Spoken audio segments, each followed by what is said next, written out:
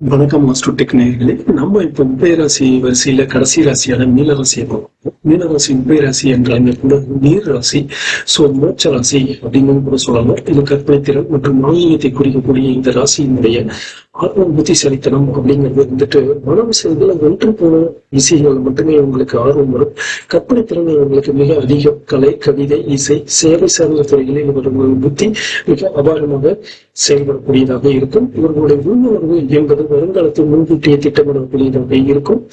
அதே போல இவர்கள் மனசாட்சியுள்ள முடிவை இவர்களுக்கு வெற்றியை தேடித்தரும். மற்றவர்கள் உணர்வுகளை புரிந்து கொண்டு செயல்படுவதன் மூலம், அது போன்ற துறைகளை தேர்ந்தெடுப்பதன் மூலம், கனிவான அணுகுமுறையை வளர்த்துக் கொள்வதன் மூலமாக இவர்கள் பெரிய காரியங்களை சாதிக்கக்கூடியவர்களாக இருப்பார்கள். இவர்களுக்கு தைரியம், தகவல் தொடர்பு என்பது இவர்களுடைய இனிமையான பேச்சாகவே இருக்கும். இவர்களுடைய பேச்சு எப்பொழுதும் மென்மையும் கனிவும் கூறுகின்றன, மற்றவர்களை கவரும் வகையில் இருக்கின்றது.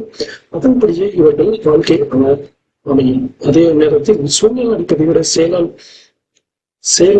அணைப்பதில் செயலால் செய்து காட்டுவதும் சொன்னால் அணைப்பதிலும் இவர்கள் வல்லவர்கள். இவர்களது அன்றாட முயற்சிகளில் ஒரு நேர்த்தியும் ஒரு கலா ரசனையும் இருக்கும். வசதியான அமைதியான சூழலில் வேலை செய்வதை இவர்கள் பெரிதும் விரும்பக்கூடியவர்களாக இருப்பார்கள்.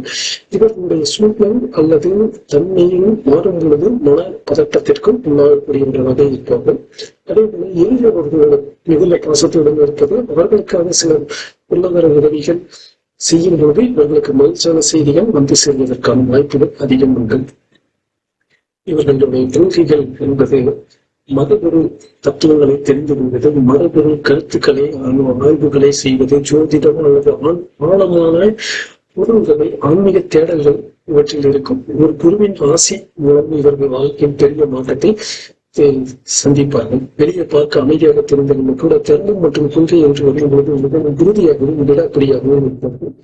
எதிர்பாராத சொத்துக்கள் அல்லது தந்தை வழியான பூர்வீக சொத்துக்கள் மூலம் இவர்களுக்கு அதிர்ஷ்டம் வரும்.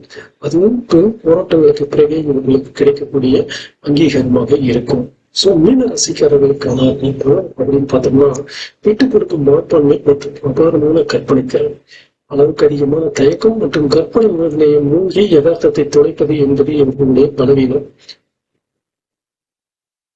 இவர்களுக்கு வெற்றிக்கான வழி என்பதை இனிமையான பேச்சை ஆயுதமாக பயன்படுத்தி மன உறுதியை கொள்கையாக கொண்டு சிந்தனம் காட்டும் படைப்பாற்றலில் ஆர்வத்தோடு கவனத்தை செலுத்தினால் பெரும் புகழை முடியும்.